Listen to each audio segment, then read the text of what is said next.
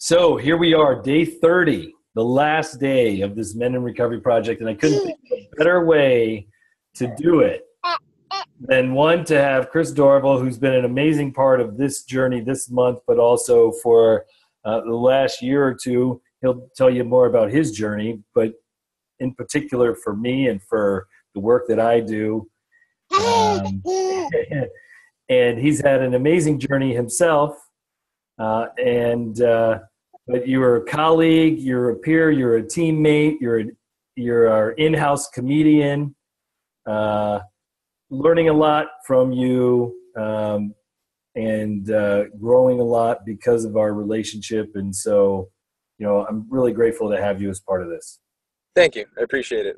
We appreciate the opportunity. Yes. So, Chris, this probably is not going to be too hard for you, but I think you know the question. The question is, what is the greatest gift that recovery has given you to help you be the man you always knew you could be? I guess Lincoln would like to speak for me in this point and say himself, but being the father of two boys, I can't pick one and not pick the other. But I'd have to say the greatest gift that recovery has given me is opportunity.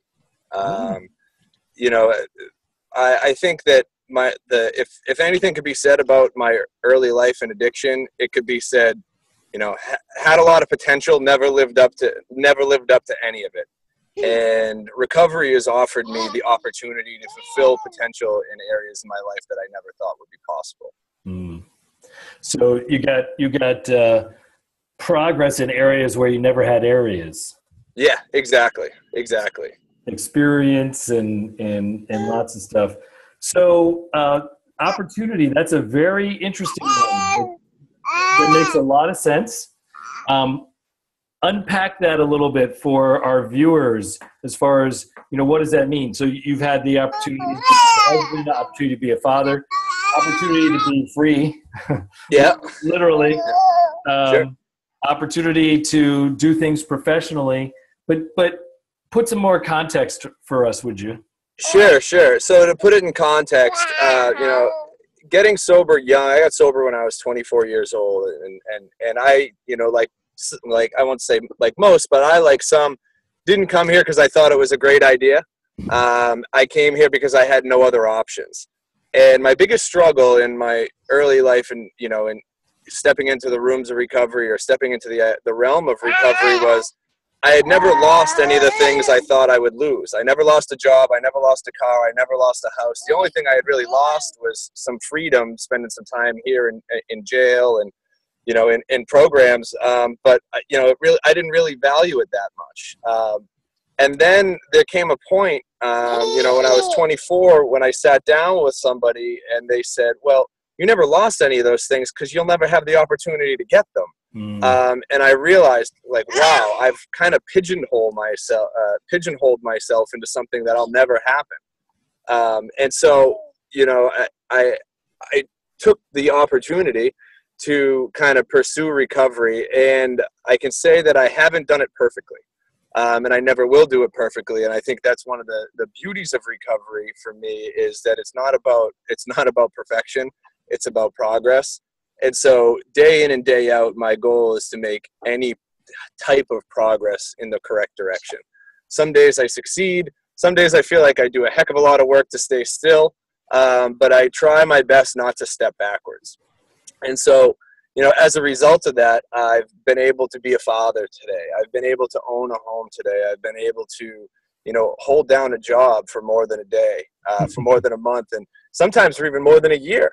I've been able to establish a career, more than a job. I've been able to, have some influence. And, most of all, and this is a really strong part of my recovery, is I've been able to be of service today. And that's a huge opportunity that's always been there for me that I've never really taken advantage of. But being able to be of service to the community, to the men and women in my life, and especially to the men and women that I work with, in my practice. Yeah.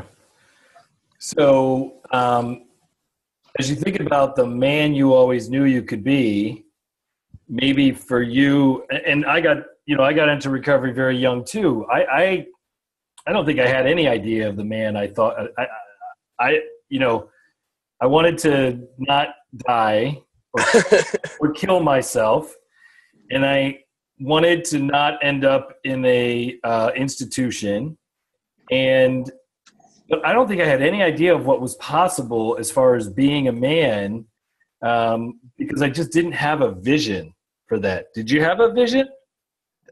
I had a vision, but this certainly wasn't it. My vision, in early recovery was, I remember a counselor early in my recovery gave me an exercise to do a worksheet that said where I wanted to be 30 days after treatment, where I wanted to be 90 days after treatment, where I saw myself in 6 months after treatment, where I saw myself a year after treatment.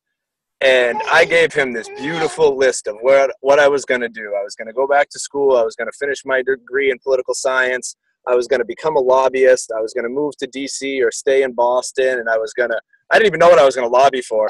But I was just going to become a lobbyist and move around the country and travel and do all these things I wanted to do. Sorry, Lincoln's having some bodily function issues over here. Hey, buddy. About 30 days into when I remember handing him that letter and that worksheet and having him take a look at it, and I'll never forget what he said to me as he looked at it. And I put some time into this. I really did. I put some thought. I put some time into it. And I remember him looking at it and he said, "This is the worst goddamn plan I've ever seen in my life." And I said, "Oh yeah, why?" And he said, "Because if you look at this, it's me, me, me, me, me." He goes, "I don't hear one thread of recovery in any of these places in the next several months of your life." And I said, "Well, yeah, of course it's going to be me." He goes, "Well, you're the worst person you know." He goes, "What are you going to do for others? What are you going to do for yourself, for your community, for the people around you?" And I was like, "What do you mean?" And it was at that moment when I kind of realized that my life had to be about more than just me. It had always been about me. And when I made it about me, it wasn't all that good. And so at that point, I started to shift and think about how I could be of service and how I could help others and how I could do that. And that's really what made such a big difference to me. And that's been my, that kind of my calling, as a man, is to be of service to others, to be someone, in multiple different ways, to help others when needed, to provide something for others when needed, to be a listener for others when needed, and in certain cases to be an example for others, that this is possible, that this can work.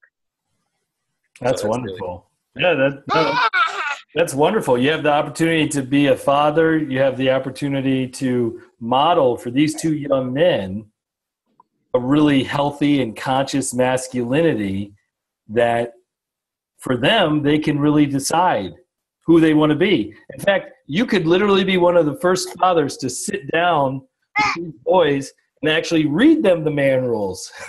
Yeah, no, absolutely. And actually say, look, this is what society's going to tell you. What do you want? And, I see you doing that. I see you being of service to your family. I see you being of service to your mission and to, and even to your spiritual path. Like, you seek guidance for where to go. And that's a huge part of what I've been hearing from men all month, is this willingness to try to discern the guidance so that we can be of maximum service. Yeah. And for me, a big part of that, like I said, was taking myself out of the driver's seat and learning when to ask for help, learning when to how to accept help, and learning, really when the opportunities are presenting themselves. A big part of my life and a big part of the things that have happened in my life, and some of this is seems like accident or seems like chance. And, I've realized, that opportunities have been put in my place, and it's my job to recognize them and take action when they're there. Absolutely. And the interesting thing that I found with recovery, with opportunity, is that the more we kind of step into that life of abundance, the more and more opportunities we get. And sometimes it's a little harder to actually tell where am I supposed to go? What is the calling, and who's driving it? Is it the ego? Is it me? Is it Yeah. the man I'm supposed to be out there? Is it the man I'm supposed to be in here?